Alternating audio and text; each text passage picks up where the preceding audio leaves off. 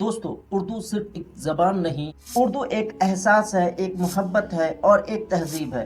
یہ وہ زبان ہے جس میں مرزا غالب کا شعر بھی ہے اور میر خسرو کا طرب بھی۔ یہ وہ زبان ہے جس میں عشق بھی ہے، ادب بھی ہے اور تہذیب بھی ہے۔ کیا آپ نے کبھی سوچا کہ اردو زبان کہاں پیدا ہوئی اور کب پیدا ہوئی اور کیسے دنیا کی سب سے میٹھی اور بہترین زبان بن گئی؟ چلیے جانتے ہیں کہ اردو کی پیدائش کہاں۔ اردو کی جڑیں بھارت کی سرزمین لکھنؤ سے جڑی ہیں۔ جب 11ویں اور 12ویں صدی کے ترک افغان کے بعد میں مغل ہندوستان آئے تو ان کے فوج میں الگ الگ علاقے کے لوگ تھے، جیسے ترکی، کھاری بولی، برز، عربی، فارسی، پنجابی اور کئی استھانیہ بھاشائیں۔ ان سب کے میل سے ایک نئی زبان نے جنم لیا جس کے بعد اردو کہا گیا۔ شروع میں اسے لشکر زبان کہا جاتا تھا کیونکہ یہ فوج میں بولی جاتی تھی۔ اردو شبد ترکی کے اردو سے لیا گیا جس کا مطلب ہے فوج کا ڈیرا۔ شروع میں اردو پر فارسی کا گہرا اثر پڑا۔ عدالتوں، درباروں اور شاعروں کی زبان فارسی تھی۔ دھیرے دھیرے استھانیہ بولیوں ان میں شامل ہوتی گئیں۔ دلی سلطنت اور مغل دور میں اردو نے نئی شکل لی۔ میر تقی میر،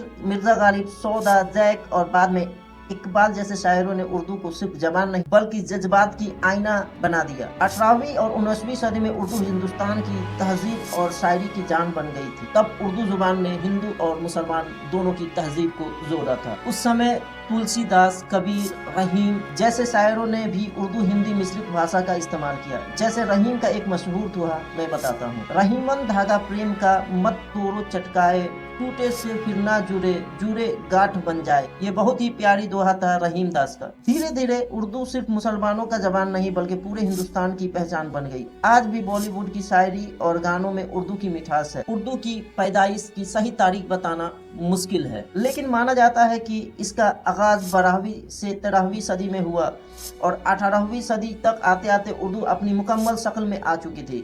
یعنی ہم کہہ سکتے ہیں کہ اردو کی پیدائش لگ بھگ 900 سال پہلے بھارت کی سرزمین اتر پردیش میں ہوئی۔ آئیے جانتے ہیں اردو کی خوبصورتی۔ اردو دنیا کی سب سے میٹھی اور نفیس زبانوں میں سے ایک ہے۔ ان میں محبت بھی ہے، تمیز بھی ہے اور احترام بھی۔ جیسے آپ، جناب، حضور، مہربانی جیسے الفاظ اردو کو بہت ہی خوبصورت بناتے ہیں۔ لیکن دوستو سوچئے، اگر ہم اردو کو چھوڑ دیں گے تو مسلمانوں پر اس کا کیا اثر ہوگا؟ اردو زبان کا ختم ہونا صرف ایک زبان کا زوال ہی نہیں بلکہ مسلمانوں کی پہچان کا مٹ جانا ہے۔ یہ صرف زبانی نقصان نہیں بلکہ دینی، تعلیمی، اقتصادی، میڈیا اور سماجی تباہی ہے۔ نمبر 1، دینی نقصان۔ اردو کے ذریعے ہمیں دین کی سمجھ ملی۔ قرآن کی تفسیر، حدیث، علمی کتابیں، علماء کی تقریریں سب اردو میں تھی۔ جب ہماری اردو کمزور ہوئی تو دین سے تعلق بھی کمزور ہوتا گیا اور سمجھ بھی گھٹ گئی۔ نئی نسلیں اردو نہیں سمجھتی، اس لیے اسلامی علم، اخلاق اور شعور سے دور ہوتی جا رہی ہے۔ نمبر 2، ہماری سماجی اور تہذیبی نقصان۔ اردو صرف زبان نہیں بلکہ تہذیب، ادب اور اخلاق تھی۔